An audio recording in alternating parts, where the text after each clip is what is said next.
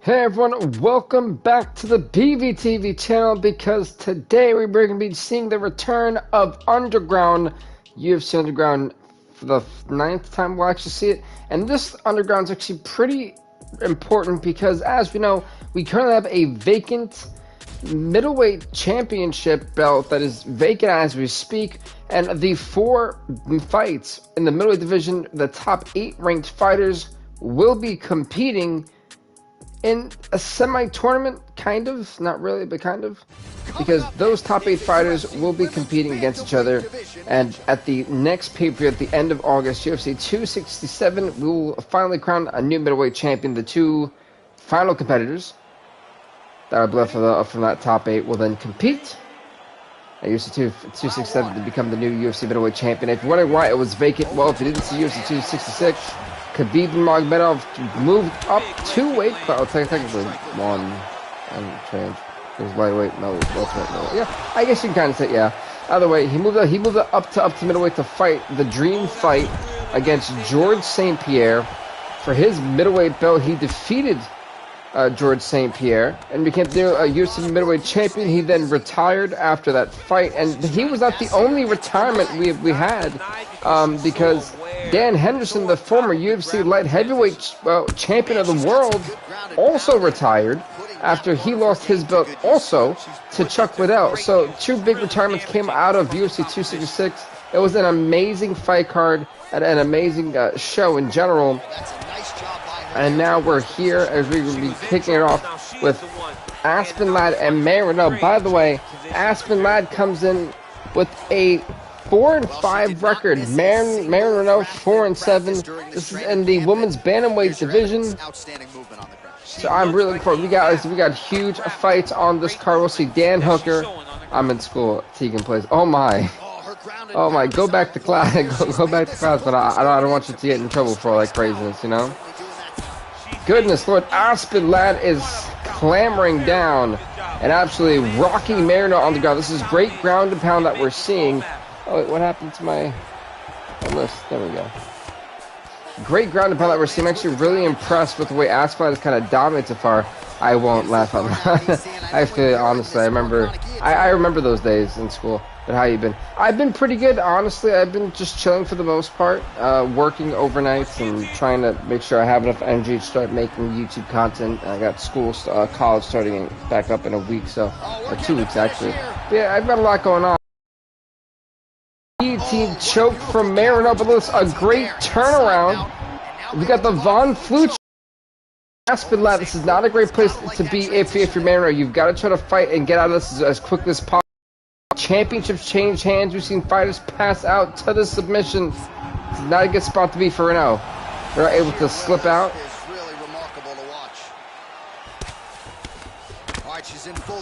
As far as this comes off of the Derek Lewis and Cyril Gane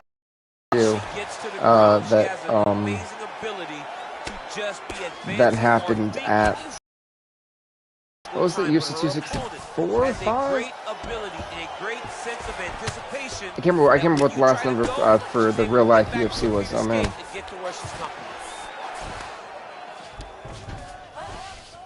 Renault's back in full guard. We got 10 seconds left in this round. Are you ready? Are you ready? Fight! Round number 2. Renault really got messed up pretty bad. Honestly, if I'm going to be honest with you, I do believe on my scorecard, I'm calling this fight right now 10-8 for Aspen Ladd in round number 1. I really feel like she truly dominated, and the one time she was in a bad position, she was able to reverse the guillotine choke into the Von Flue choke. So for me, Aspen Ladd really just came out firing on all cylinders. She dominated on the ground, great ground and pound, and she's also keeping distance. Yes, Renault has been able to get off some combination jabs, but none of these shots are relatively impacting Aspen. That's far, but that's a great, wow, that was a great defensive counter to Aspen Ladd's takedown. She's going to be looking to pass, try to get to the next position. All right, full guard now, DC, and just because she has the top position does not mean she is not in imminent danger. Oh, she's in danger at all moments. whenever she's in a full guard, because they have so many different submission attempts that they can throw up. That was a great transition from Aspinall to then be on top of Marion, to get off of her back to be on top of Marion Renault. Very impressive. See, Renault is really going for the guillotine choke. So you got to sit it back. There you go. That's what you want to do. You want to sit back. You want to wrench it in. Wait a minute, look at this. Aspad once again, the Von Flue choke for the second time. And again, we talked about this before, about this is a very dangerous spot to be in. You would have thought that Marino would have had that scattered from the first round, but clearly, and this is not looking good for Marino. She's got to try to wiggle out of here some way, shape, or form. She's in a lot of trouble, but she's still able to slip away and escape. Full guard now, DC. She's on the as resilient as ever is Marion Renault in this fight. To try to put her opponent on awareness, and the submission will be used to reverse the position. Even if it gets defended, it will create space for her to try to get back to her feet, or maybe to steal a sweep and trick her opponents. Great side control to slide there from Aspen Ladd. Again, she's been able to really and relatively dominate on the ground, and that is also a strong suit for Marion Renault. But ultimately, Aspen has just looked a lot better than Renault so far in the first 2 rounds of this fight. North-south position. Going back to side control. Trying to go for the Kimura. You've seen it. But Marino had that scouted. Well, you know, the north-south choke is very difficult because very rarely will you see a north-south choke applied from fighters. I don't know why. I think it's a very deadly submission. But you hit that north-south choke. Hope that your opponent turns to their knees so that you can run to the back, try to get your. Let's go to the third and final round of this fight. Third round underway. So this is the opening fight. We're in Rio de Janeiro and the Jeunesse Arena.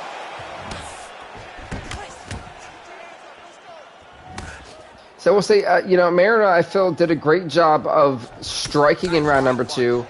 But again, when she got caught. That uppercut can do a world of good.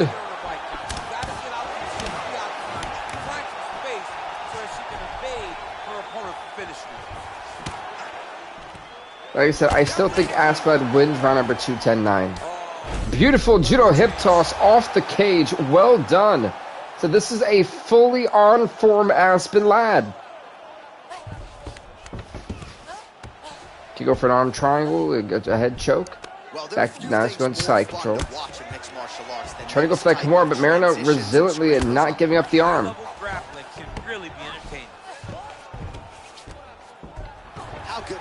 We got full mount. Just transitioning so beautiful. Yeah, she's so good. Oh, these are some phenomenal transitions between these two fighters. I've got to give her credit. Ladd's been amazing. She's transitioned so fluidly, and it's been giving Marina a heck of a lot of problems. She's hemming in the face. This could be it. This could be it. Oh, goodness. I don't know how Marino survived the onslaught of that attack. You've got to tuck the chin. You've got to... spot. This could be it. This could be it. We have never seen a knockout from this position in at least over a year or 2. What an impressive knockout victory for Aspen Ladd. We talked about not really the power that she had in a dominant knockout victory, dominant ground and pound performance. A big win for Aspen. She's in the 5 in the UFC with a big knockout. So we have not seen this type of knockout in years, and we just seen that here tonight. And this is the opening fight of the night. All right, the official decision is in. Wow. Once more, the veteran voice of the Octagon, Bruce Buffer.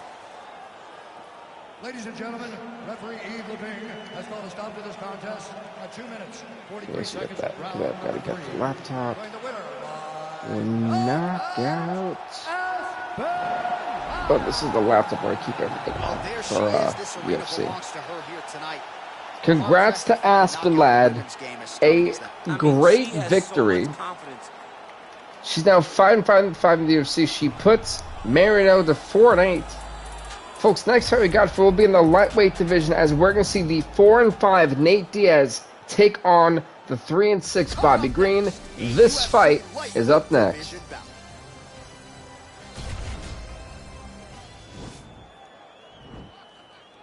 This should be a barn burner to you guys who like to throw hands. Dan Mergado, the referee, and we are officially off round number 1 in this lightweight division fight. Oh, two very heavy-handed fighters. I feel like both of these guys are the top of the food chain. They're the best of the best that we can put inside the octagon. They are so well-rounded. They have every skill. So got an update. On display tonight in this key matchup. See, Lad won her fight. By him there, really taking advantage of what is an obvious edge and reach. And he landed the right hand there. That's the right hand landed.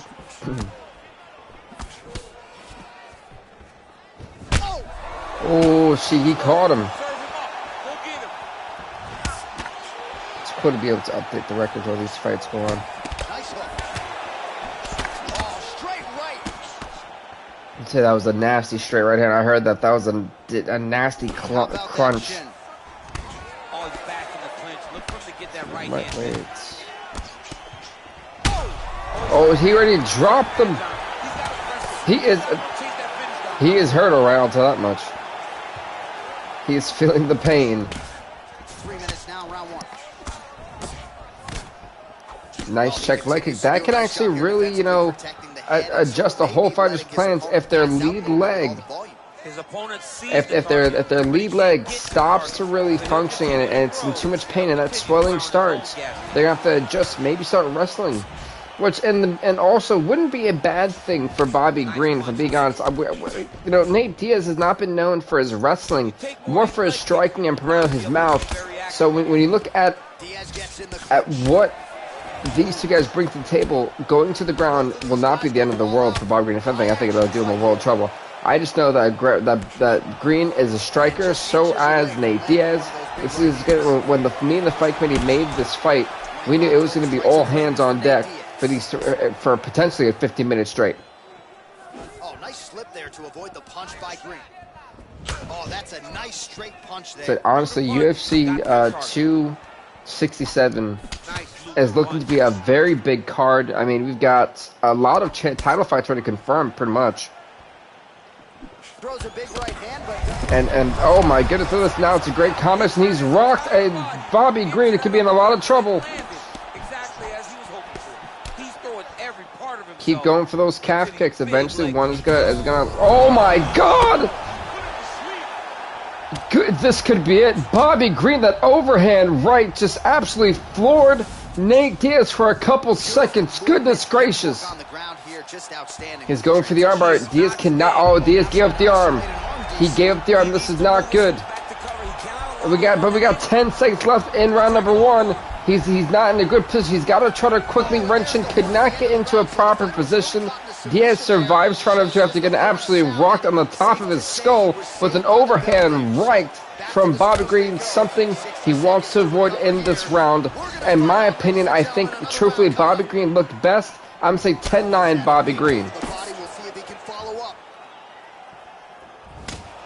But he absolutely just smashed him right on the top of his skull for a moment.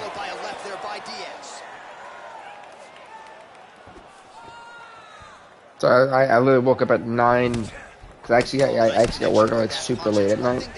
Like those overnight jobs, not they will do it to you. So I'm kind of like stuck streaming a little bit on the early side, 10 to 11.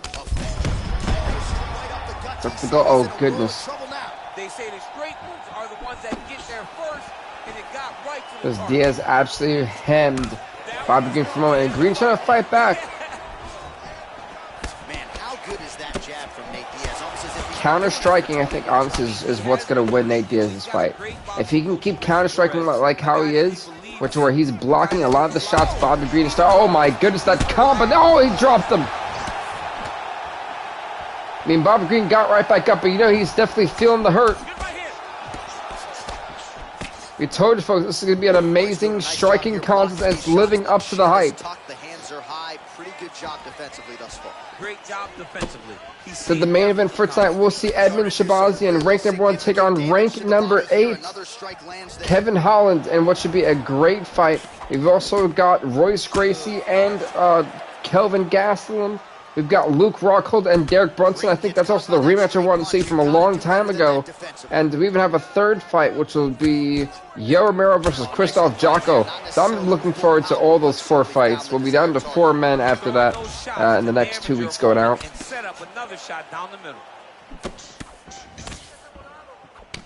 Green's lower jaw now starting to show signs of swelling. All right, so a nice job there defensively to raise the guard and prevent any damage. Those hands never leave. Wow, sorry about that. That was a weird yawn. Most times you will block the shot that's incoming. Big, powerful punch lands. Now he gets back to range. Well, he is nice knee to the body. That's where I think that weird glitch is happening with the messages. That's the second or third time I've seen that.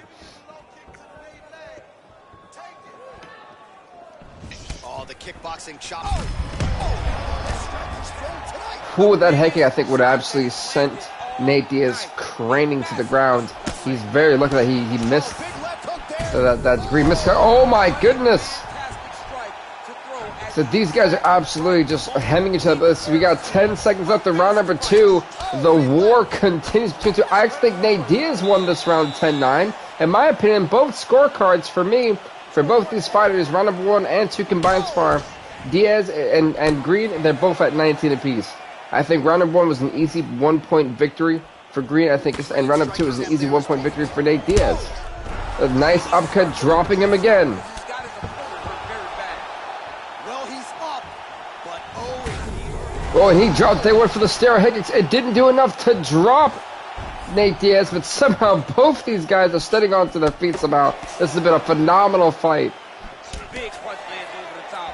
How's he gonna follow this? Oh! Good lord, that shot, man.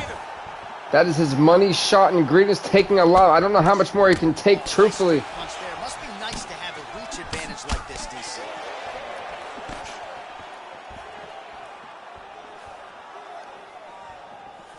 Oh!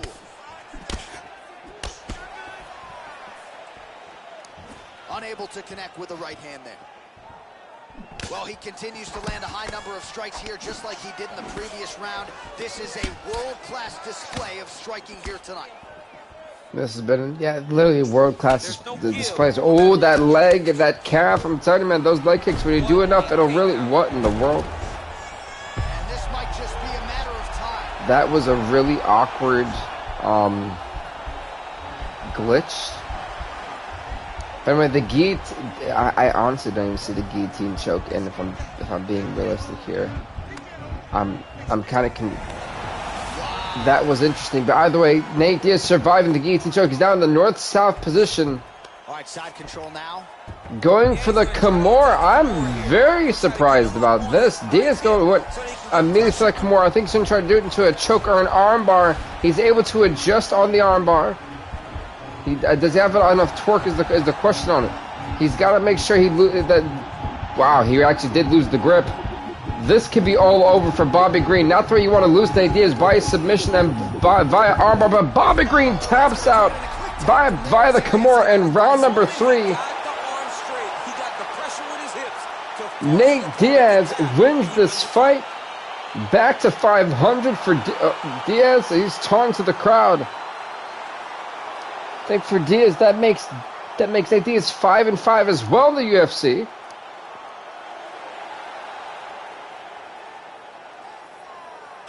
All right, let's take a look back at the replay as he gets. Now we go inside the octagon. Good, Bruce. Do your thing. I actually might bring back the entrances for fight night. I'm thinking about it. Stop to this contest at 3 minutes, 31 seconds of the third round. Declaring the winner by tap out due to an armbar, Nate Diaz. Right, so congrats to Nate Diaz on winning this fight. He's 5-5 in the UFC. He puts Bobby Green to 3-7. Not a fun record for Bobby Green, if I'm being honest. That you cannot lay in his guard. But next up, folks, it'll be in the men's flyweight division, as we will see the 6-8 Joseph Benavidez take on the 3-6 Tim Elliott. This fight It's a flyweight match is up next. between Joseph Benavidez and Tim Elliott. Benavidez trying to continue his road to 500. He's seen that Ray Borg was able to get the job done. He wants to try to do the same. Each other's radars for quite some time. Tonight, it shall be done. Both guys well-rounded. You think we're getting a kickboxing match? Said Elliott in the white trunks, Benavidez in the black. Be able to employ their strategy the way that they need to. This is a close fight on paper, and also in every performance. Very much so, close fight on paper, absolutely. These guys seem to be the mirror image of each other. Archer, there's the early takedown. He told us on Thursday. That was a nice takedown too. Very good takedown from Tim Elliott. He said we haven't seen Tim Elliott in a little while, so it's great to see him back. You know, it's funny. We talked about fighters who are on a mission to get back to 500, who haven't had a good start. We've seen the way Rose Namajunas has been trying to get back to the road to 500. We've seen the way that that Joanna Jędrzejczyk still on a similar path, and so has Joseph Benavidez as well. Oh my God, he's got the Kimura lock in. He had it in while the takedown was being applied. He finally got the arm, and he's doing this while he's on his back, which is very impressive. But the shoulder labrum could absolutely be snapping here for Joseph Benavidez, and he's got the torque on it. Oh my God, he's got the torque. That arm is the shoulder's gonna be shattered. And Benavidez taps out in round of one. I think the arm is honestly finished. I don't think, yeah, no, that arm is finished. We're not going to be seeing Joseph Benavidez back in action for a while. Good Lord. Tim Elliott with a huge Kimura submission. An upset victory at that. This Benavidez was the one home for the takedown. He's obviously going to regret it now, especially with the position he was put in. He tapped out. Ladies and gentlemen, referee Herb Dean is going to stop for this contest at 2 minutes, 12 seconds. Yeah, that's the loss. Declaring the winner by tap out, Timothy. Congrats to Tim Elliott on winning the fight. He's now 4-6 in the UFC. He puts Joseph Benavidez to 6-9. As we're on to the next fight of the night, folks. And that was a shocker. This one, folks, will be in the light heavyweight division, as the 2-3 Johnny Walker will take on the 0-1 Alexander Rakic. This fight is up next in the light heavyweight division.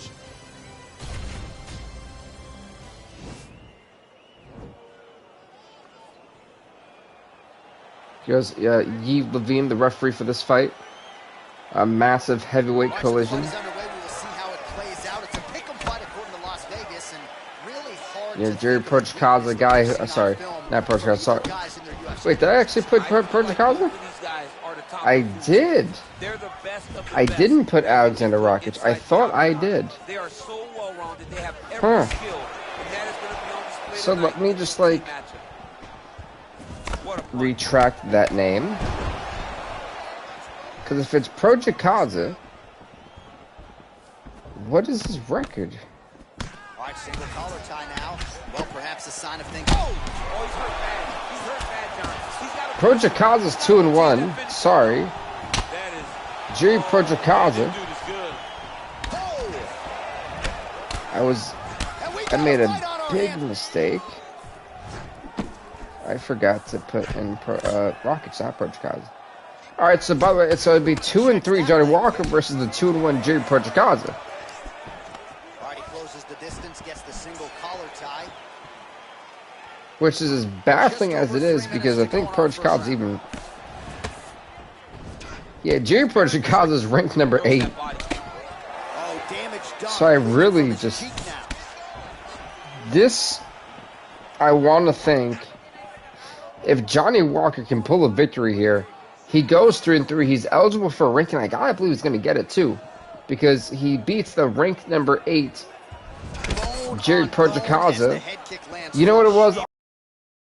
Fight substitution. I remember, because for some reason the game wouldn't save. When that for Alexander Rakic. Like, I couldn't get the save to work. Able to check the high kick. Also, I did this at like 4 in the morning, so I was like super tired. So that also made it me and my mind playing games, playing like games with me. But I I cannot save it. So I'm pretty sure I just put in Prochikaza as a replacement, more than likely by accident. So right now, this is actually a really great scenario for Johnny Walker. Prochikaza came in as a replacement, literally 2-1 in the UFC, ranked number 8 for Prochikaza. He's going against 2-3 Johnny Walker. For Walker, if he beats Prochikaza, it's going to knock him out of the ranking and put Walker in it. So this is a win-win situation. And even if he loses, I mean, you know, good lord, that's a nice knee to the face. Sorry, but even if Walker loses, he's still going to say, well, I literally had a guy come on and short notice. Oh my goodness, but Jerry Prochikaza is absolutely rocking Johnny Walker's world. We've got 10 seconds left in round number 1.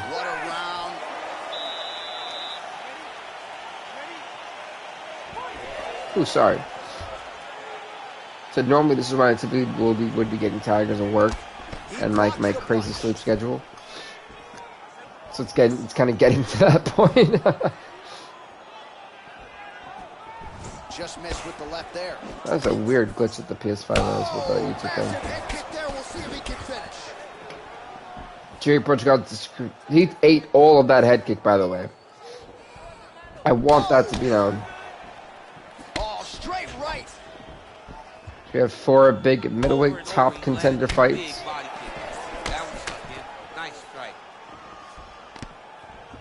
Nice check on the leg kick off. That was a great check leg kick. Oh goodness gracious. Oh, he might be out. You know, at this point, Prochikaza is dissecting Johnny. Oh my god, that was a knee to the face.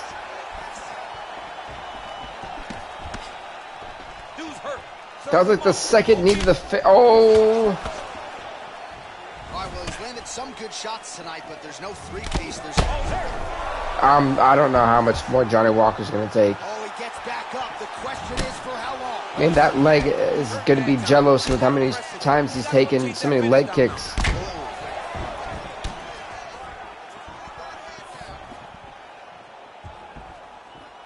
His stance is too...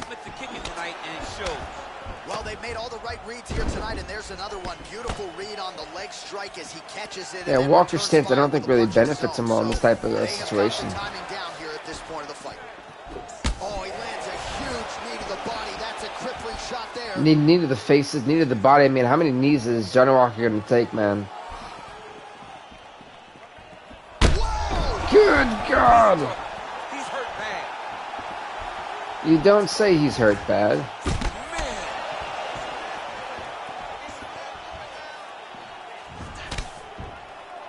Again, another check leg, and I said both legs are stiffing up at this point. So for Walker, he is just he's struggling at this point to get any power in either of those legs. He can't really utilize what he would his reach like that, because even though he has the better reach, Prochikaza is dissecting him from a distance. Real sneaky body kick. Oh, big punch land. There's no tell on that leg kick. Oh, combination lands. So that was a nice inside leg kick too. It was pretty crafty, I'm not gonna lie. I really had to pay attention with the way he was moving. He was faking as if he was going to go high, and he went low inside, which is very smart. Yeah, he's mixing it all up. All right, so he lands a jab there. Pretty nicely done, DC. You can really control a fight. Go round number 3, and truthfully, with the way it's gone, ranked number 8, Jerry Prochikaza, who came in at last minute for the 0-1 Alexander Rakic, didn't even take this fight. He's a ranked fighter. He's going against the guy who's got a 2-3 record. He's unranked as well. He didn't even take this fight, but he did on short notice. So if Prochikaza wins, I'm going to be impressed. It'll move him to 3-1, and I think it's going to impress everyone too with how well he's done in this fight. He's dissected Johnny Walker. He's chucked plenty of leg kicks, and you can tell too. Look at the stiffness. Look at the swelling on the legs of Johnny Walker. He has been able to move as fluid as he was in round number 1, and it's showing because now Projikaza has been able to just dissect the body with a couple of knees, dissect the face with a couple of knees. Now he's also making Walker think, all right, how many is he going to throw the kick? He's waiting on the kick. That uppercut was a nasty one as well.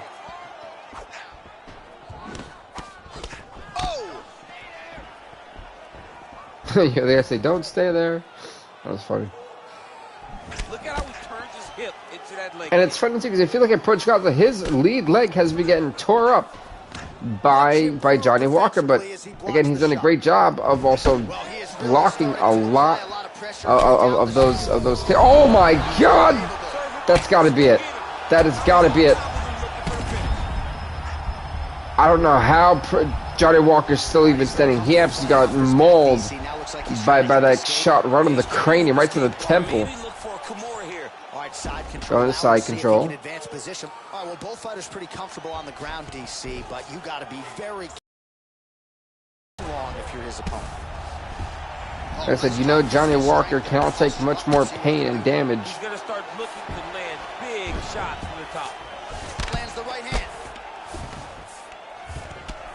Oh, man, that left side is getting beat up now. Look at the redness there. Keeping busy here off of his back. Nice offense from the bottom. Crazy accuracy and efficiency with these ground and pound strikes here. And I don't know how. Oh, good Lord. It's over. It's over. Stealth fight. He's defenseless. Wow.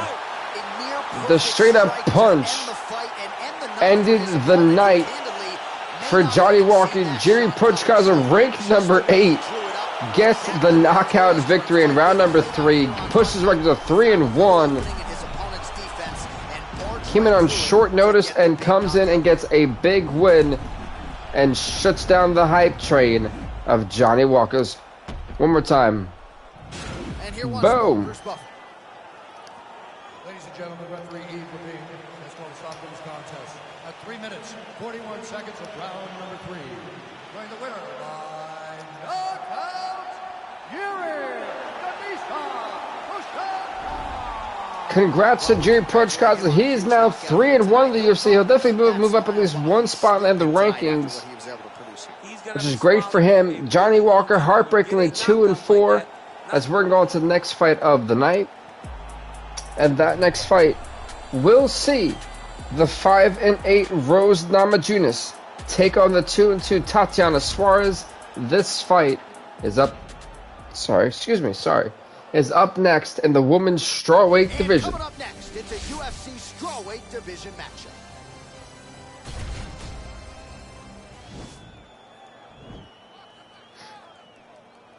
Demar once again the refereeing tonight.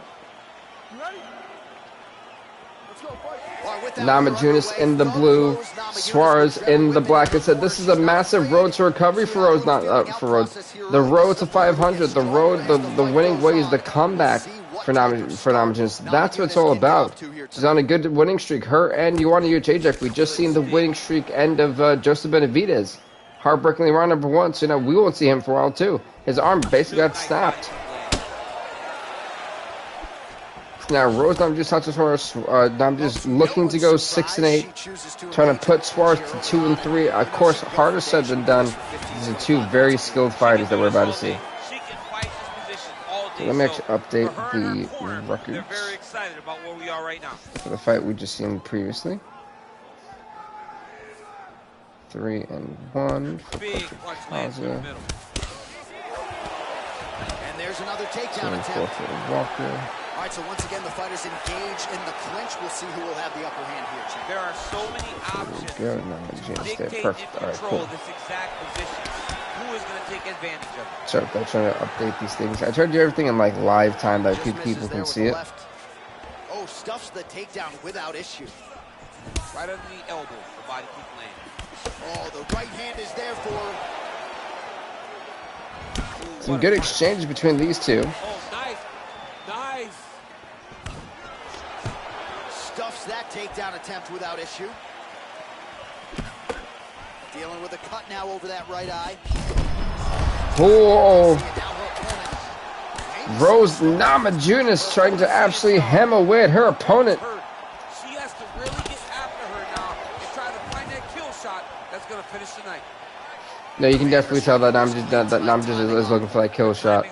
It is very apparent. She's on point. She's very busy. She's in a good flow. Good takedown. Best entry, I think, in terms of the offensive wrestling and the takedown attempts. Finally, good double takedown.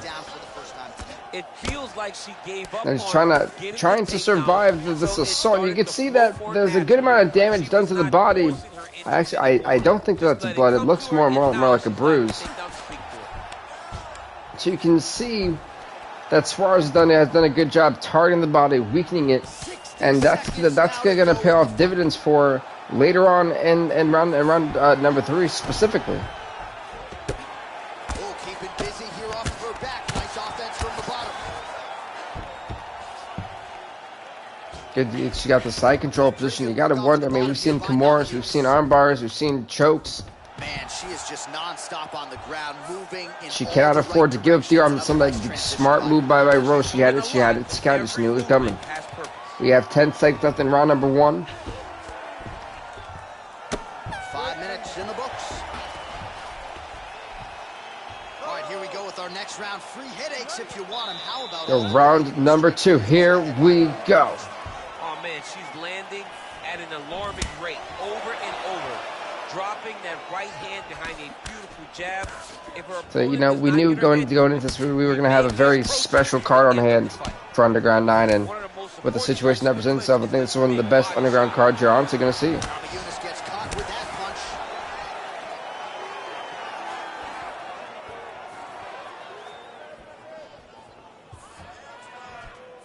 She's been working on her defense. Kick block there. She absolutely rocked, my goodness. Total strikes and counting have now 35 strikes for Suarez, 29 for Namajunas. Landing at a 54% clip tonight against Rose. Oh, kicked her dead in the face. Right in the jaw, too. So now it was great precision there from Namajunas. Nice. Trying to clinch that beautiful judo hip toss. Wow, she was able to get right back up. Not very ineffective takedown for Namajunas. Something you really don't see that often. Takedown, no problem. I think they're telling. I couldn't tell if that was Namajunas' coach. That's what it sounded like telling her to do it again, but it was ineffective the first time. Why go for it the second time? Great stuff, takedown from Namajunas. In round 1, but she has certainly picked up the pace here in this second round and took her away.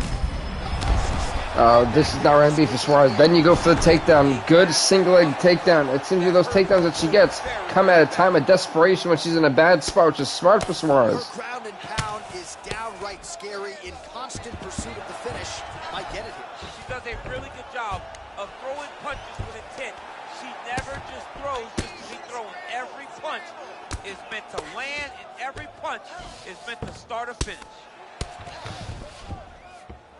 Great movement by her here on the ground, and she just does it so trying to kill time, trying to recover. It's a bad spot to be in. Beautiful counter. Now she's in Cytro from being on her back, able to roll around, get out, and then flip her over to then be now it's the Cytro is amazing. But great counter using the cage. Unbelievable sweep. She did a fantastic job. That was awesome. Manipulating the weight to change the position. Go for the arm triangle. Not going to happen. Back to side control. Work from the bottom here as she tags her with the punch. Well, she was long on grappling experience coming into the UFC, and you see her chops here, just beautiful when it comes to the transition. Yeah, truthfully, it looks like Rose Namajunas is getting out-fought by Tatiana Suarez. So far, Finished the fight with her ground strikes tonight, and might be well on her way here. I mean, John, I believe it after watching the ground and pound that she's landing in this part of the fight. Oh, nice strike on the ground for her. Hemming away, my goodness. Going to round number 2. I'm sorry, not round number 2. Sorry, round number 3. I don't know why I said number 2. A lot of those fights so far have gone to the 3rd round. I'm pretty impressed. We've seen that a lot recently in fights. We are liking the competitive stylistic matches that we've been seeing, and this has pretty much produced some of the best fights too. Typically, Underground would be in the UFC Apex, We didn't do it for this one. Underground 10 will be. Nice thigh kick. It was a very high kick too, but you can tell the discomfort. She's able to get the leg. No, still getting stuffed. Beautiful. What a spear from Rose Namajunas.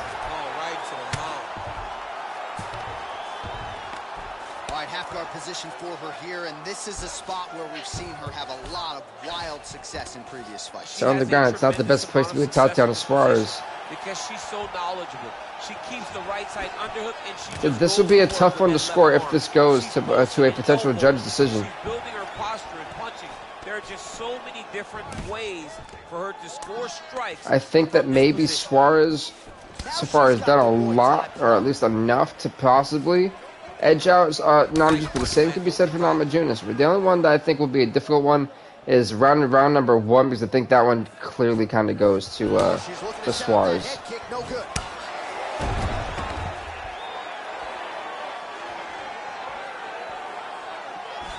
Look at the commitment to kicking in this fight. I don't know what happened over there. Again, back into this position. Damn, she slipped or what? Oh, big knee there. That was a nice knee to the face. She also ate a shot to the face too. Takedown defense holds up. Nice tough takedown. She is absolutely getting lit up right now. She has certainly changed her approach here in the latter stages of this fight. She is trying to take the judges out of it. That'll certainly help that. Just smart. If you're not, I feel like you kind of have to. Some nice back and forth action here. Big knee lands there. Oh man, hate to be hit with one of those knees to the body. Big elbow. That's a nice. It was a weak spinning back. I'm not gonna lie. 45 seconds remain in the round. Or back elbow.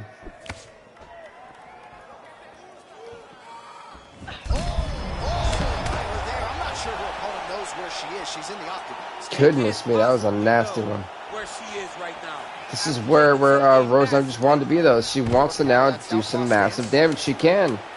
Well, she's got 10 seconds left to do so as we go into a judge's decision, and that is going to be the case. 15 minutes under the books, 3 rounds in the books.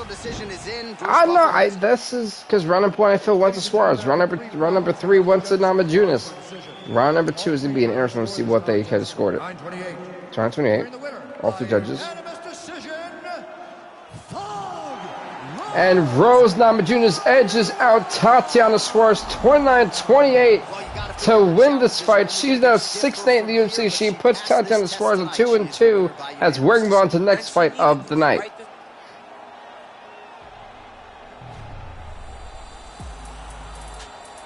Which we are going to see in the welterweight division. The 4 and 6 Amari Akhmedov takes on the 3 and 4 Michael Chiesa. This fight, wow, my nose, allergies, is up next. Herb Dean, the official. Some big welterweight action. By the way, Amari Akhmedov, former welterweight title challenger. I'm taking on a guy who kind of looks to just get back on the winning ways, get to 500 for once, and Michael Chiesa.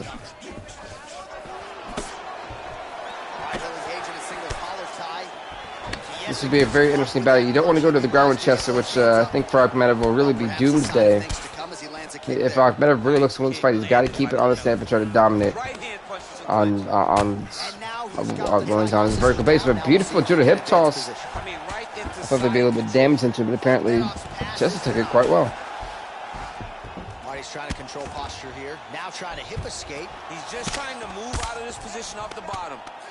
Oh, big combination of ground and pound strikes here, DC. This could be the beginning of the end. I mean, you got to be very big combination. That's a nasty combination of ground and pound strikes. You kidding me? You need to control posture on the bottom, and if you're the top guy, the guy that's looking to finish, continue to gain posture.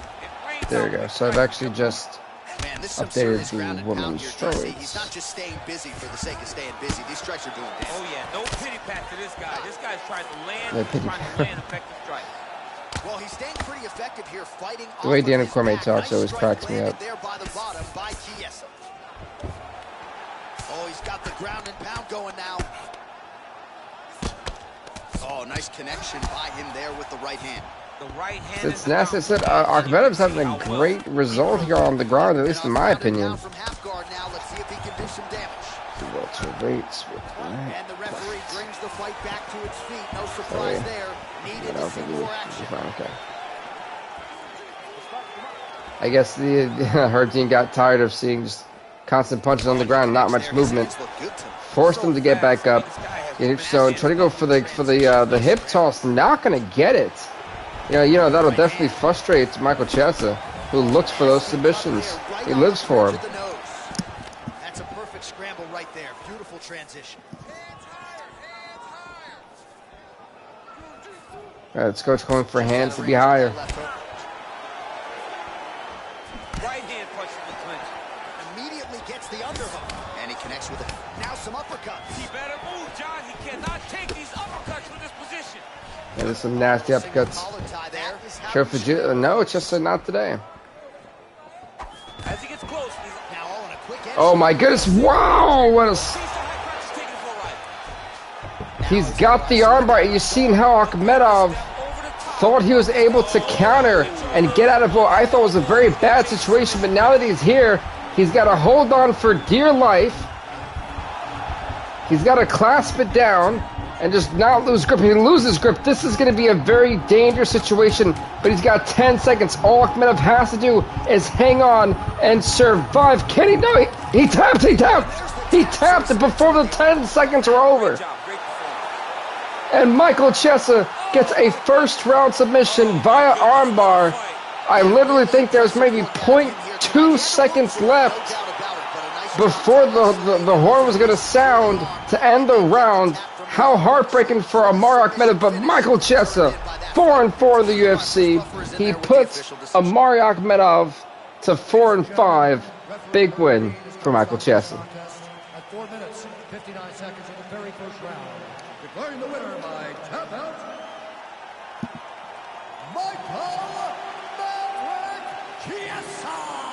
The Maverick Michael Chiesa on a big win. So folks, we'll be in the featherweight division as we're going to see the 3-3 Dan Hooker take on the 5-5 Dustin Poirier. This fight is up next. A featherweight matchup between Daniel Hooker and Dustin Poirier. Big fight here. Yves Levine, the ref again. It's great to see him coming out. Said after this fight, folks, the next 4 fights will be all the middleweight division. Our main event will be capped off with rank number 1 Edmund Shabazi taking on rank number 8 Kevin Holland, and what should be an epic fight. And we'll talk more about that as we get to those fights. Personally, I really cannot wait. We're gonna be in for such a treat of those 4 to cap off on the ground. Let's see. Let's actually update. Well, perhaps a sign of things to come as he lands a kick Records, there. Nice kick landed by the 7, GS of 4, Blocks the strike. 4. Good on him. Flush right hand is true. And they separate. It's super interesting seeing that Marquand Amirkhani is 4-1 and is the featherweight champ. I cannot believe that, man. He really shocked the world with that. Good movement by him here, transitioning very well on the ground tonight. Like, he beat Max Holloway out of all people. It gets no, it gets no crazier than that, truthfully. You know, the one thing I've definitely loved about this universe mode since UFC 2 and the weird era we had in UFC 3 that had like 4 different restarts, but like in UFC 3 and going to UFC 4, it's just been the unpredictability of these fights. It's been absolutely amazing. It's been special. It's been great to see, and we've had some high-level fights too. So it's just been great to have it. It's been a long time. It has, Charlie, man. It has. But look at this. Wow. Not only did Dustin Poirier counter Dan Hooker's submission. He's now turned it into an armbar of his own. And how crazy would this be? This is only round number 1, folks. Round number 1, we see 2 different submissions from 2 different fighters. And Dustin Poirier saying, whatever you can do, I can do better. And looks to be getting the tap out. And he taps out Dan Hooker in round number 1 via the armbar.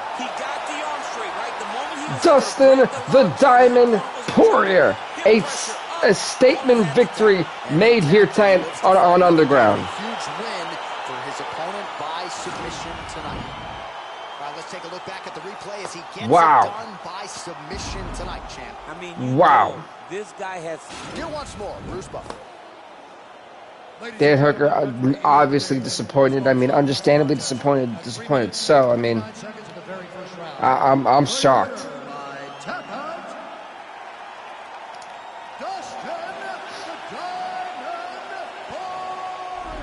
Congrats to Dustin Poirier. He is now 6-5 in the UFC. He puts Dan Hooker to 3-4. And folks, next up is the Middleweight Championship tournament at UFC 267. 2 of these 8 men will be competing for the vacant UFC Middleweight Championship belt. I can't wait. Kicking it off for us will be rank number 4, the 8-6 Kelvin Gastelum, as he takes on rank number 5, the 5-3 Royce Gracie. This fight is up next. Dan Moriarty, the referee. These guys have been on each other's radars. Royce Gracie tried to bait Kelvin Gastelum by trying to bait him for that pound, and then he immediately tried to fall once Gastelum got close with that head kick, and he missed. He did a little bit of damage to Gastelum's calf, so it'll be interesting to see how that's going to go. I'm going to update the records for last fight. Well, you saw the tail of the tape. He has a reach advantage and made good use of it there with that punch.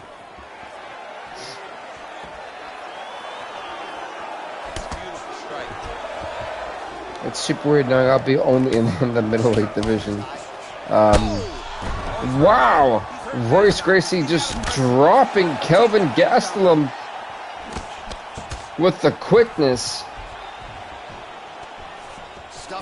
And the rankings are also going to adjust too with all these fights, so that's why in this tournament we're going to have the actual current updated rankings for these guys. So like I said, for Kevin Holland, if he beats a guy like Edmund Shabazian, the guy who's only lost to...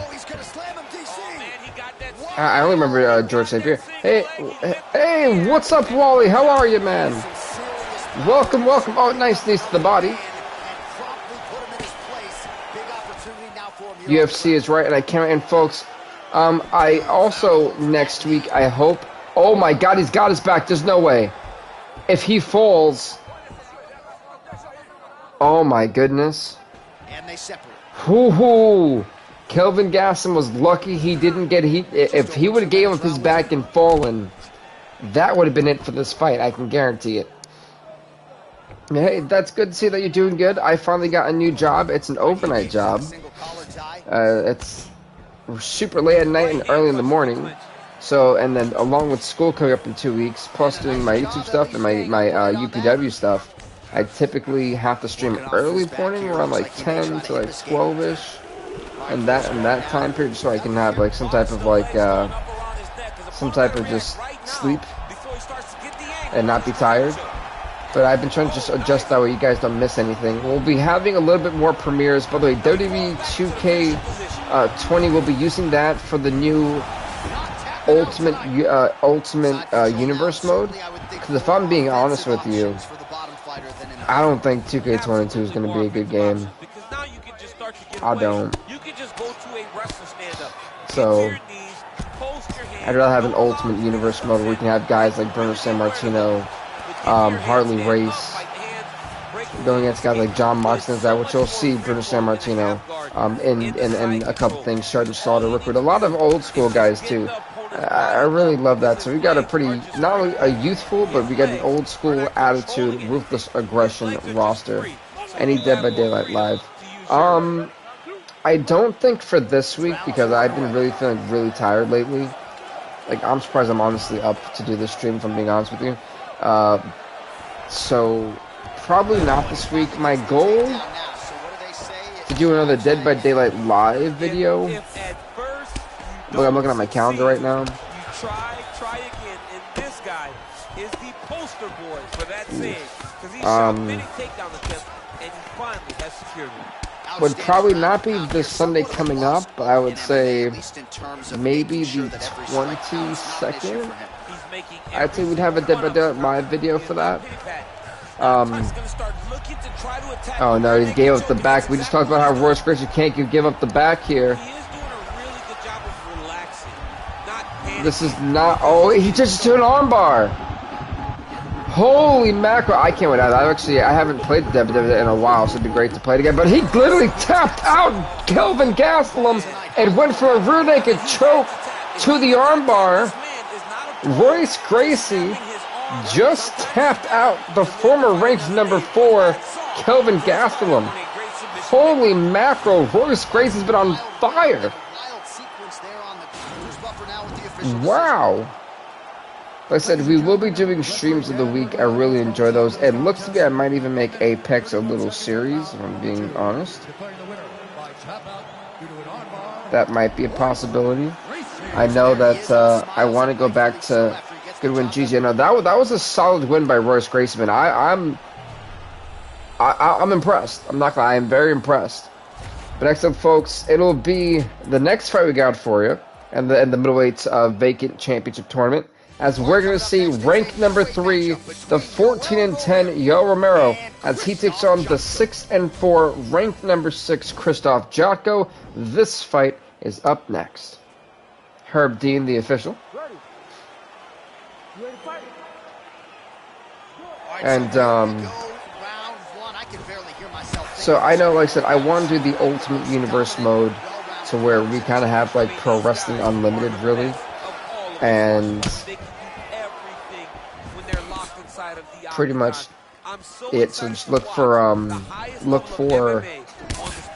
bunch of your favorites to be on there. And Romero from, I think Romero, I know he's beaten Jotko before, and I think if Romero can get this to the ground, wow, that was quick. That was honestly a little bit too quick. If Romero gets to the ground, Jocko's going to be in for a long night. I don't think Jotko can survive the onslaught that Romero's going to give him, if I'm being honest with you. But I do look to try to do more little videos, so eventually once school starts on the 23rd for me, if college starts again, I'll probably still bring back a retro series on what I will be doing. I did kind of want to make, I will watch the SVR premiere. Oh yeah, the SVR series just finished, actually. It finished on Monday. The WrestleMania episode came out. I won't spoil anything for you guys because I was kind of shocked at what happened. And I think that was a great way to end the series, I'm not even gonna lie. And me doing the championship tournament for the Ultimate the Ultimate Universe mode, I think you guys are really gonna like that, because it literally is gonna basically, I'm having it a point to where, you know, The Rock, Hogan, and Bruno Sammartino, and like Ric Flair, John Cena, Randy Orton, all these guys are competing as if they were ever in the same, you know, decade and things like that. And I think that's super cool to be able to see potential dream match that could never really happen be able to happen on the Ultimate Universe mode. And they also have the developmental show with a lot of the talent that I don't think would be able to really be on the main card, the main show like that. So I think that's cool too. They have their own belts. And it's really a cool and different thing to do with you guys. Brian Knobs from Nasty Boys in the hospital. Oh, that's awful. I actually remember the Nasty Boys. There was a lot of fun. Look at this. Joe Romero's absolutely dominating Krzysztof Jotko. All the blood that you see on Romero and Jotko is from Krzysztof Jotko. Like, my goodness, he is a mess. Where I'm actually updating the rankings. for the previous fight we seen. All right, so there's the end of the round. Big story in this one now. The cut on the bridge of that nose from that strike. The cut man is in there. Should be able to shut. Yeah, that was a nasty cut on the bridge of the nose. My God, that was a. I mean, he really did UFC good fights. Honestly, yeah, you know, I've been so impressed, man, with the way the fights have been. Truthfully, every time, you know, we do this. Oh my goodness, I'm so amazed at what we're seeing, because these guys, they get better and better. It really feels realistic to me, because these guys are getting better. They learn from their mistakes, and it ultimately has been some of the best fights that we've ever seen. Have honestly came, in my opinion, in the UFC 4 series, and then that's his Lapos. Jaka, who was losing the last round, has absolutely come back, and he is rocking Kelvin Gastelum, trying to put this fight away. Is it possible? In a Rampage this Friday on the 13th. I have good luck. No bad luck. Yeah, really, I don't know how to feel about Rampage yet, if I'm being honest with you. I don't really feel like I don't know what to expect. Like, are we gonna... They were like saying how it was gonna be just straight up action and stuff. I'm like, so there's no real storytelling in this. Like what is the direction we're going in with Rampage? I guess we'll have to find out on the 13th, but I'm really looking forward to it. But yeah, so I know for a fact, I'll be doing the Ultimate Universe mode with you guys in 2K20, and that'll be premiering to cover up our wrestling aspect. Good Lord, that might be it. That might be it. Romero could actually be done. An upset victory potential. I mean, Krzysztof Jotko has really come alive in round number 2 of this fight, from being absolutely mauled in round number to being finished almost, then almost finishing Romero in this round. This has been absolutely impressive of a performance from Jotko. These guys are going to absolute war. And by the folks, these are 2 former champions going at it. If you're the top fighter in this situation, what are you trying to do offensively? I'm trying to force some But what I really want to do the most for me is I would love to make a boxing universe mode and premiere it on as a retro series. These are not the same.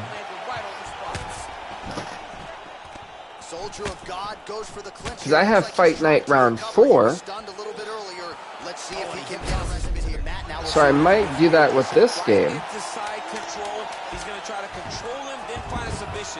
How's your urban wrestling? It's actually going pretty good. I haven't really been looking at new talent yet to announce, just because of my situation that I was in for a little while. It was a very stressful one, and it was a time-consuming one. I had to do a lot of other things, but being able to now have my main time consumer that I was dealing with away, and having, you know, now the finances again, and having a little bit more time, now I can start really looking at talent, watching what they're doing, watching their match, see who I want to bring on the table. Good Lord, what a shot! But now I can actually really look a lot deeper and use more resources to look at more talent in other states, like in your own state, Wally, in Georgia. I'd love to try to pull some wrestlers from over there and things like that. So for me, it's about trying to have an expansive roster, a diverse roster, and overall a talented roster too. So yeah, it's a lot of different criteria I want to hit and really see, you know, where the passion's at. Looks great. Slam down goes Jotko. Yeah, overall it's doing pretty good. I'm pretty proud of what we've accomplished in a very short time period. A lot of top pressure being applied here. My goodness, this is 3 minutes to go in round 3.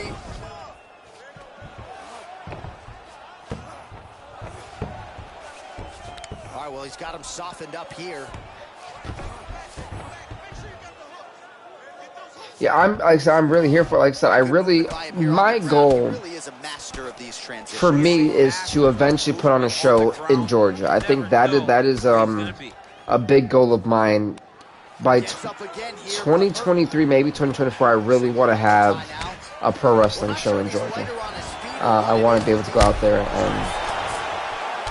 and put on a show.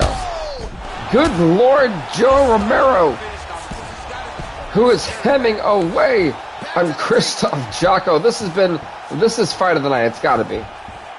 I mean, these two men have really just went to all types of war tonight. The resiliency, the chins, they're being tested. This is a battle. Top pressure being applied here as he works out of side control. Well, these are some excellent ground and pound strikes. He's hemming away again. It's over. Good night, Yoel Romero. A big victory. Huge. Did he just climb over the cage? He has climbed over the cage to celebrate. Will you look at that?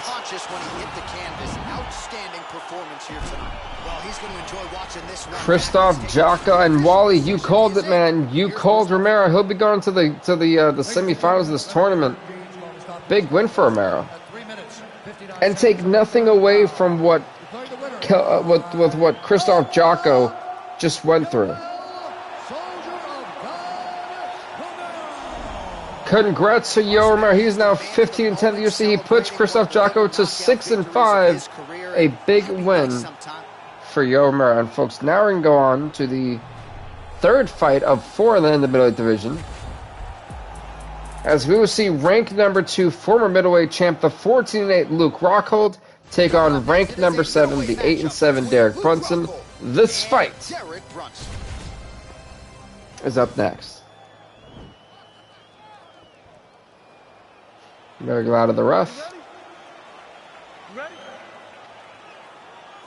Go still 3 rounds for this fight. It's a pick 'em fight according to Las Vegas, and really hard to think of a weakness that we have seen on film from either guys in their UFC careers. I feel like Rockhold for I absolutely agree, man. I think, well, I don't know. I think Derek Brunson could possibly do it, but right now he's getting absolutely hemmed by Luke Rockhold. And it's funny, you think about it. This is the first time in the history of our UFC series that we're having 2 pay-per-views in 1 month. And to kick off August, we had UFC 266. To end off August, we're having UFC 267, which is impressive. And if the success rate of 2 pay-per-views goes on, me and the fight committee, I think about running that back in September, and then kind of doing to what we did at the end of the year, which we went through October, November, and the end of December, with not having the champions fight. But what we did was have big fight cards instead. UFC, EA Sports, it's in the game. Honestly, it really is at this point. I'd say it's in the game for UFC, but it's also in the microtransactions for every other game. But no, I'm really thinking about giving you guys a Fight Night Round 4 Universe Mode series as a retro series to keep our PS3 thing alive. I'm thinking about that. I could always just do like the Fall, probably not the Fall franchise, it's a little bit graphic. But I was thinking maybe doing Oblivion as a retro series and doing that every now and again. Something like that, of that nature. Whiffs on the right hand. I said I have some ideas. I just want to make sure that I can do them all. Oh, stuffs the takedown without issue. Rockhold gets caught with that punch. Not the easiest guy in the world to hit, but he got caught there. You know, Brunson has been known for being very very aggressive and having very fast hands. It'll be interesting to see how he kind of handles things. Right punches there. So I've still got to update that last one. I completely forgot to do that. We got updated at least the records for these guys. 15, They're getting blocked because he's fighting one of the best update the rankings. And now he's got that tie clinch. Splits the guard, lands the right. But I think it'll be definitely interesting to see how all these guys kind of drop ranking after this, especially guys like oh, that's a nice strike. like Derek Brunson if he loses. 20 seconds to go in round one. Don't know what that ref just said. Go in the round. How's Chef doing in any podcast? Yeah, Chef does weekly podcasts on the Urban Wrestling Network. If you guys want to check that out, he does those type of podcasts. They're really good. I've really enjoyed doing them with him too. It's been a fun experience. Nice job by the defense. Excuse me, sorry. And yeah, I think there's a new one coming out soon. I haven't been on them for like a week because of everything I'm doing. I typically am not awake for when they do them, so you won't see me on them for a little while. But never fear, because I'm always a guest in there, so I'm always on there doing something and talking somewhere with the guys. That leg is literally the window of opportunity that Derek Brunson, if he could not get his head, punched off his, shoulders there. But that leg, that stiff leg, may really come in handy, and right he did just right there. And, oh, nice. Yeah, it's, I really enjoyed doing the, oh my god, what a shot. But I think the Urban Wrestling Network, and it's called Major League Podcast now. It's talk Major League Wrestling.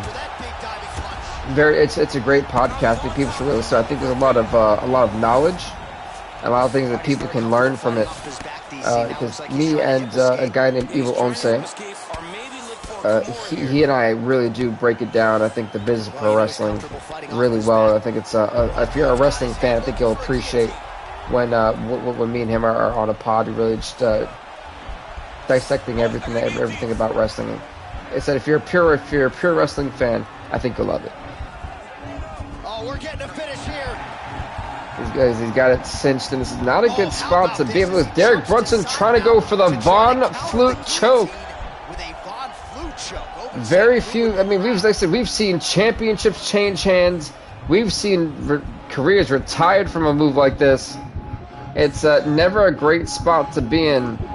And Luke Rockhold's finding that out firsthand. He's barely able to survive from what was being a not so friendly spot for him.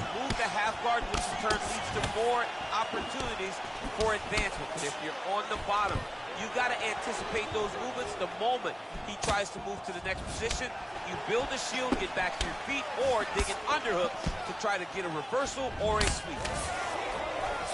Yeah, literally, it's honestly what you have to do. With what Daniel Cormier said, I absolutely agree, full-heartedly. Found his rhythm, found the range. As effective as straight punches we've seen all night. But also, I do want you guys, and I says, COVID Delta's out there. I'm not sure how it is in your guys' area. Oh my god, oh my god! Derek Brunson and upset. Oh, so close to that last shot would have done it. Somehow Rockhold stayed alive. But guys, please do be safe. COVID Delta's out there. I really want all my subscribers to be safe, be aware, and just, let's not get the COVID, the COVIDness. I want everyone to be healthy. But to see what we have seen in this fight has been amazing. Again, the middleweight division is not this disappointed in this tournament. This is, like I said, the first. Basically, once we have the winners of this fight, they were picked randomly. Not randomly. They were picked by their ranking, and it'll be the same too. So whoever wins their fights. Right now, Royce Gracie's ranked number 3. Romero moved up to rank number 2. And one of these guys have a chance to hit rank number 4. It's crazy how you think when you think about it. How these guys really have an ultimate opportunity. Let's see here. Yes, I'm safe wearing mask. I appreciate that, man. This pandemic has been a tough one. Over a year and a half, almost 2 years now. I try to avoid it every single day as much as I can. Just over 3 minutes to go in our third. I ask the same for you guys, So we call on the fight stats here, DC. 62 total strikes have landed for Derek Brunson. Listen, Derek Brunson on the ground, really picked up his game from round number 1. Round number 2, he's really came in. He's honestly dominated Luke Rockhold. I think it came to start with that a lead leg of Rockhold's being as messed up as it is. Unfortunately, Brunson hasn't gone back to it. at Publix now we wear masks. And, and Publix is also a good place to work for too. So I think you're in very good hands. And once again, he checked another leg kick from Rockhold, and that leg is dragging along. Good Lord! Good Lord! Derek Brunson, the uppercut knockout. As Brunson just knocked out a former middleweight champion. Big victory for this guy. A huge win for that young fighter here tonight. Boom! Wow! Rockhold was not expecting that. And it's funny because Rockhold had a dominant round in round number 1. He dominated. Oops, lost big. I mean, that was still an amazing fight, though, you know? 9-7. Let's give Rockhold his 9th loss of the year. Yep, that's great. Congrats to Derek Brunson. He is now 9-7 in the UFC. As he hands Luke Rockhold a 14-9 record.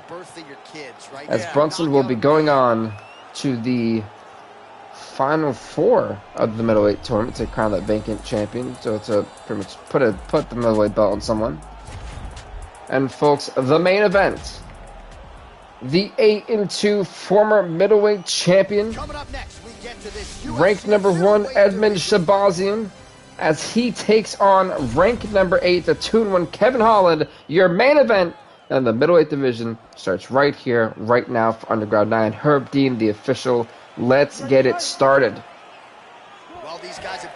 And it's 3 rounds because this is a tournament thing. Oh, fudge noodles, that really just bounced off that. I'm going to break this controller eventually.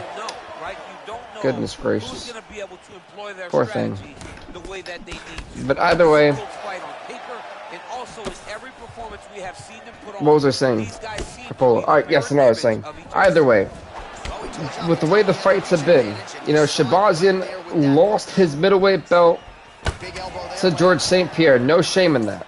UFC, good luck who wins. I mean, yeah, this is going to be a great fight. This is a big opportunity for Shabazian to get, once again, back to that title contention. Shabazian won the UFC middleweight belt in the tournament, the 60-man tournament. So for Shabazian, he held it for a very long time until George St. Pierre came in, got his contendership, and beat him for it. So for Shabazian, he wants to get his belt back. That he held for a very long time. After this fight, I'm going, yeah, that's fine. After this fight, this is the main event. So, this is pretty much the end of the stream.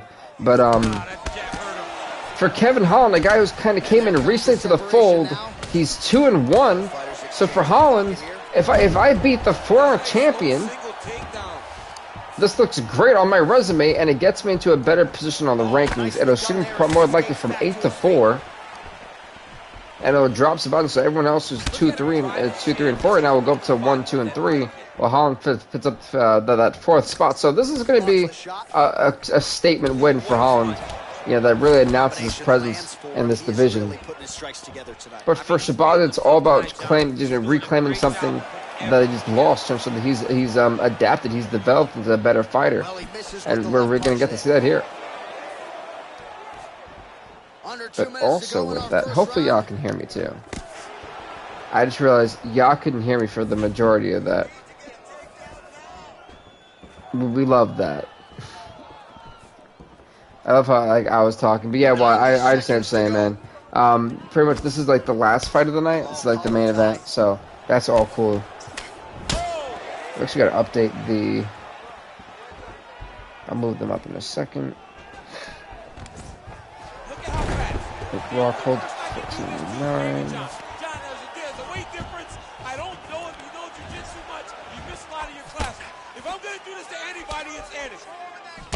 There we go. That's perfect. So Brunson's done the we get. I did Gastelum, did Jocko Romero, perfect. So that's all accurate. Shabazian and Holland. Perfect. Alright, awesome. So make sure I get all that good stuff in there.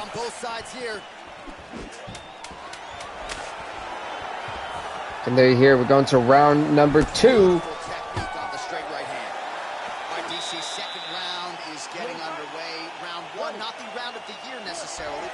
Yeah, round 1 definitely wasn't the round, but that was a fill-out process, DC. It was a fill-out process. They knew what they were doing. They run number 2, I expect there to be a barn burner too. Nice strike.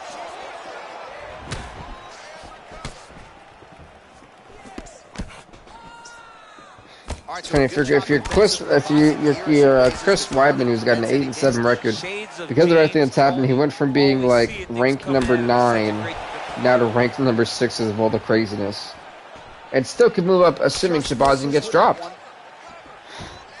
Well, he's got the reach advantage. You might as well use Actually, no, I can't see him moving up. I think Shabazian would, yeah, I can't see him moving up, but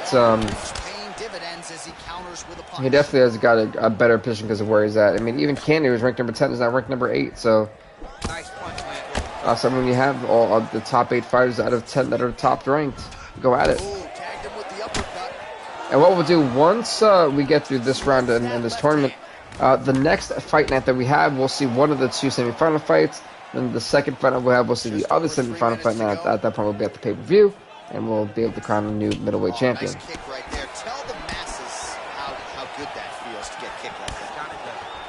Tell the masses how good it feels. I would assume it feels horrible, John Anik. You know? I don't think anyone generally sitting goes, yeah, I like being kicked in the leg. He has found it here, and as a result, has really picked up the pace in round 2. Oh, nice spinning back fist. Out of nowhere.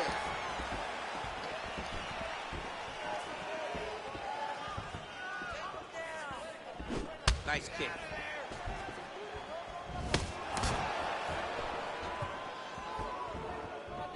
Both guys kind of jumping around. So this has been a little bit of an anticlimactic main event.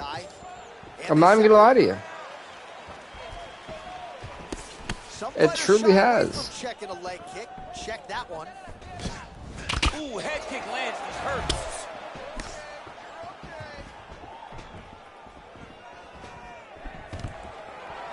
So for doesn't get stuffed. There we go. Finally, some damage being done. I agree, DC. That was the biggest shot of this entire fight so far.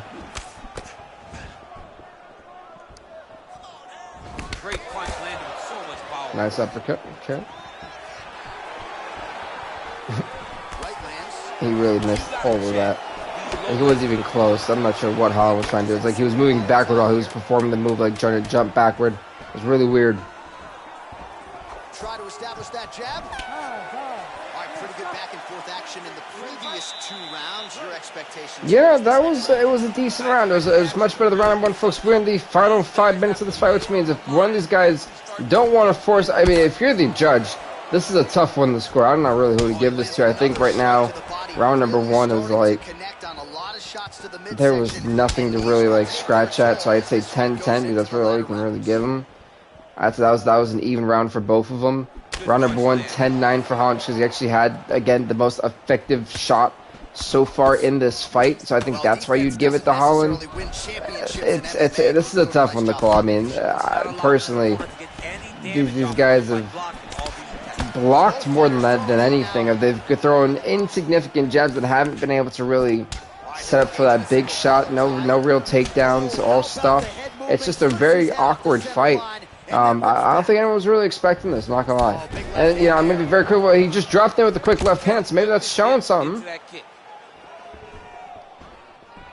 So folks, once we finish this main event fight, we'll be going to the awards, so don't go anywhere. That's again Kevin Holland with the second biggest shot in this fight. He rocked him.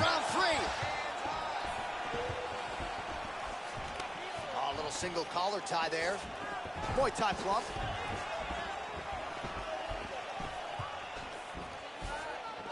A lot of pacing in this octagon.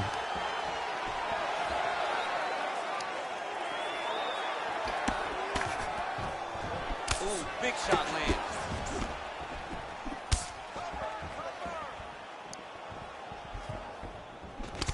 Oh, single collar tie here. Oh, nice job. He ducked that uppercut when he went for the takedown. Still got stuff right now. Holland just, oh, the body. That may be the big shot. The body shot. It just really messed up something. You see how Holland's kind of walking backward. He baited him in and he drops Edmund Shabazian for a quick second. Maybe he was playing possum. He's missing a lot of those crucial kicks that he's known to strike very well with.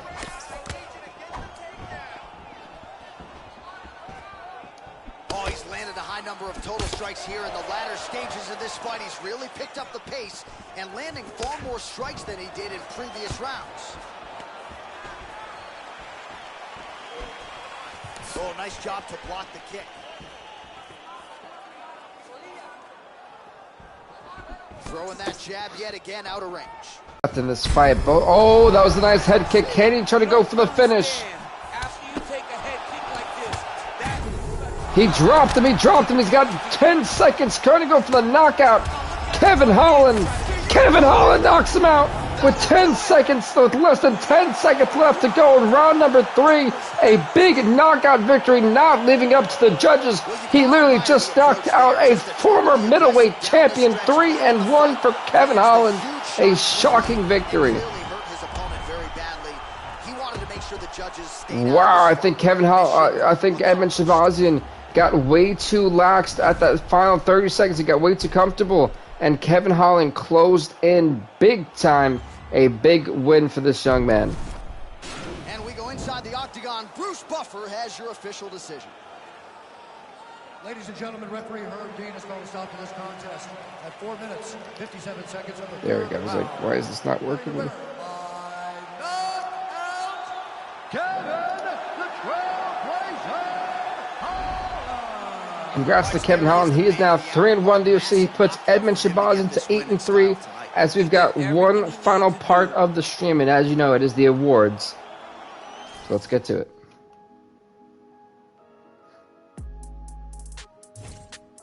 Performance tonight, fight of the night. Performance tonight, KO, and fight of the night went to Brunson and Rockcliffe. I think performance of fight of the night should have went to Jocko and Romero, and performance tonight definitely should have gone to Brunson. And performance tonight submission probably went to Tim Elliott. I'd actually have to agree. So with that being said, everybody, please do leave a like, leave a comment, subscribe to BVTV. We'll see you Saturday for some Stream of the Week Apex Legends, and we'll see you next time, everybody. Stay off the hook.